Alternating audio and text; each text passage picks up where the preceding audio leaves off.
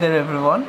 So this time I'll be reviewing one of Junji Ito's most celebrated works by the Uzumaki.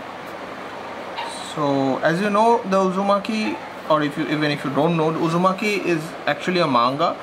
So it's a Japanese comic series, and it's traditionally read from right to left instead of your usual Western comics, which are left from left to right.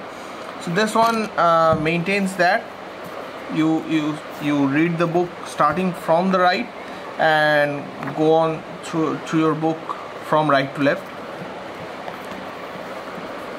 And this is the blurb at the back, so you can pause that and read it if you want. I'll be going through the book because and showing you the artwork and not discussing the story in itself, because you'll get the summary of the story on Goodreads or on 100 other different videos. This channel is not meant to do that. So yeah, okay, sorry about that. So you can see that this is what the page opens up to be.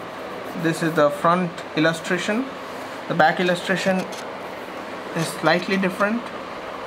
So this one is known as one of Junji Ito's best works, because the artwork is very how would I put it, very macabre. Yeah, that is how I put it. It's unsettling. You're supposed to be unsettled by the whole thing. So the first page is colored, but if you usually read manga, you'll know that mangas are in general black and white, grayscale. This is how the manga was supposed to be written, and it is preserved in its original form, uncolored. Japanese manga usually come with 1 or 2 pages colored, and that is why the first page was colored, and you got a first illustration that was colored as well. So there are pages in between which have colors. For example, this page here is colored, but the whole manga in general, the whole volume in general, is uncolored and grayscale. So that is meant to preserve the aesthetic appeal and the original intent of the author, which I find very interesting, because manga is supposed to be in the form of grayscale itself. So yeah, there you go.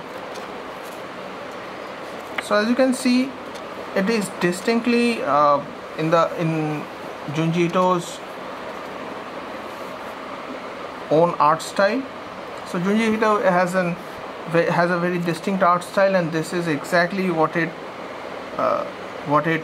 is in this. There is no deviation from that, and the artwork is very different. It's uneasy and not supposed to be easily digestible, for lack of a better word. So I personally like the story, and it's supposed to be very unsettling. It is, after all, a horror story. Uzumaki is a horror story, and it is supposed to be unsettling in its form, in the form itself. And the point that it made me unsettled, I think it achieved the purpose that it was supposed to convey. So there you have it, Uzumaki by Junji Ito. As always, if you have any questions, any comments, anything to say at all, feel free to comment in the comment section below. And yeah, happy reading.